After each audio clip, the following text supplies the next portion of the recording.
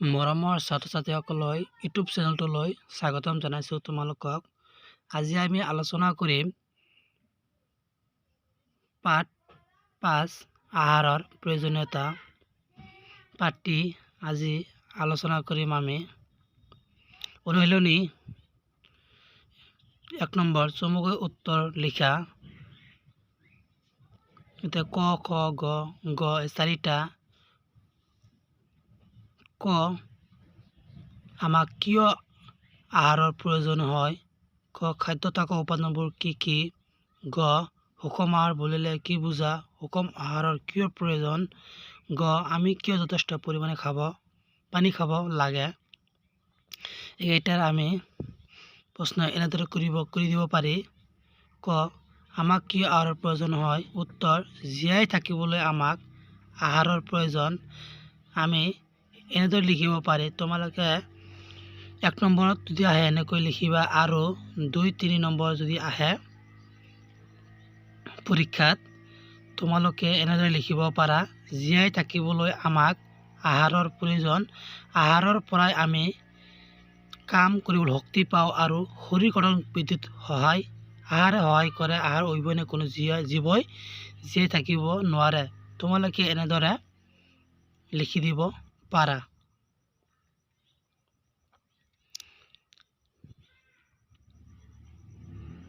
খ নম্বৰ, খাদ্যত থকা উপাদানবোৰ কি কি?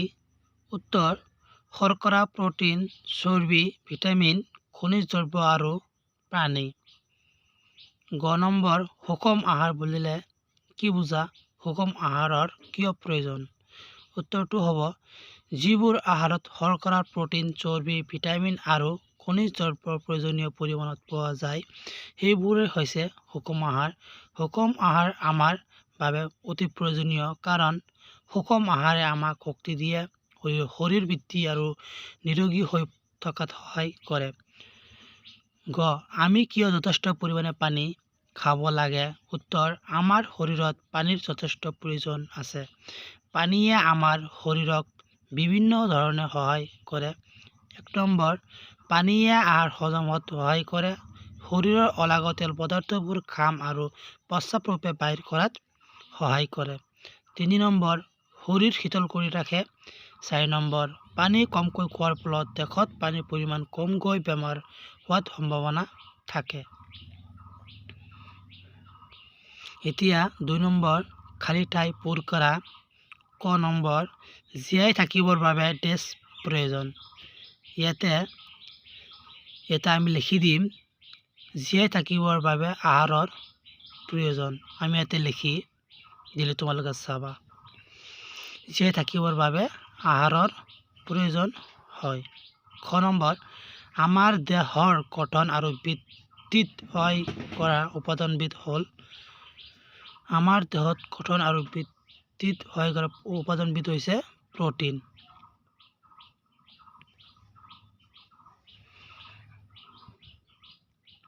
গ নম্বৰ, সেউজীয়া শাক-পাচলি আৰু ফল-মূলত ডেছ আৰু ডেছ থাকে। সেউজীয়া শাক-পাচলি আৰু ফল-মূলত ভিটামিন, ইয়াতে আমি ভিটামিন লিখি দিলোঁ, আৰু ভিটামিন আৰু খনিজ পদাৰ্থ থাকে। এতিয়া সেউজীয়া শাক-পাচলি আৰু ফল-মূলত ভিটামিন আৰু খনিজ পদাৰ্থ থাকে। প্ৰয়োজনীয় পৰিমাণ সকলোবোৰ উপাদান থকা খাদ্যক সুষম আহাৰ বোলে। এতিয়া ইয়াতে সুষম আহাৰ বুলি লিখি দিয়া হ'ল। 5 নম্বৰ, ভিটামিন ডেছৰ অভাৱত চকুৰ দৃষ্টিশক্তি কমি যায়। ভিটামিন এৰ অভাৱত চকুৰ দৃষ্টিশক্তি কমি যায়। আৰু তোমালোকে চাবাচোন, ইয়াতে ভিটামিনৰ এইবিলাক অভাৱ হ'লে বিভিন্ন ধৰণৰ ৰোগ হয়। ভিটামিন এৰ অভাৱত চকুৰ দৃষ্টিশক্তি কমি যায় আৰু কুকুৰিকণা ৰোগ হয়। ভিটামিন বিৰ অভাৱ বিৰি বেমাৰ হয় আৰু মাংসপেশী দুৰ্বল হয়। ভিটামিন চিৰ অভাৱ হ'ল দাঁতৰ আলুৰ তেজ ওলায় আৰু হয়। ভিটামিন ডিৰ অভাৱ হাড় গঠন দুৰ্বল হয়। আৰু এইবিলাক তোমালোকে আগলৈকে ভালকৈ মনত ৰাখিবা, আগলৈকে লাগিব যাতে খুব লাগতিয়াল বস্তু। 3 নম্বৰ, ক অঙৰ লগত খ অংশ মিলোৱা ক আৰু খ। আমাৰ শৰীৰক শক্তি দিয়া উপাদানবিধ হ'ল শৰ্কৰা বা কাৰ্বহাইড্ৰেট। এতিয়ালৈকে কলত খ অংশ মিলোৱা কাৰ্বহাইড্ৰেট শৰ্কৰা হয়। শৰীৰত হাড় আৰু দাঁতৰ গঠন সহায় কৰা খনিজ দ্ৰব্যবিধ হ'ল কেলছিয়াম। কেলছিয়াম নহ'লে হাড় দাঁতৰ খনিজ দ্ৰব্যবিধ 1 নম্বৰ উপাদান। তেজৰ গঠন সহায় কৰা খনিজ দ্ৰব্যবিধ হ'ল অৰ্থাৎ আইৰণ, যাক আমি আইৰণ বুলি কওঁ। আইৰণ। আইডিনৰ অভাৱত বেমাৰ হোৱা বিধ হৈছে গৰল। আইডিনৰ অভাৱত হোৱা বেমাৰবিধ হ'ল গৰল। 4 নম্বৰ, শুদ্ধ উত্তৰটো বিচাৰি উলিওৱা। ক নম্বৰ, আমাৰ শৰীৰক বেমাৰৰ পৰা ৰক্ষা কৰা উপাদানবোৰ হ'ল গাখীৰৰ দৈ, চৰ্বি, প্ৰটিন, ভিটামিন আৰু খনিজ দ্ৰব্য।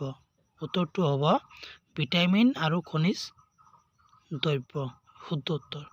খ, দীৰ্ঘদিনৰ বাবে খাদ্যৰ উপাদানৰ অভাৱত হোৱা বেমাৰ কি বুলি কোৱা হয়? বেৰি কুকুৰীকণা অভাৱজনিত ৰোগ। শুদ্ধ উত্তৰটো অভাৱজনিত ৰোগ। গ, ভিটামিন চিৰ অধিক পৰিমাণ থকা খাদ্য হ'ল গাখীৰ, আমলখি আৰু চয়াবিন। এতিয়া আমলখি, ভিটামিন চি আমলখিত অধিক পৰিমাণে পোৱা যায়, সেইকাৰণে আমলখিটো বেছি প্ৰয়োজনীয় শৰীৰৰ কাৰণে।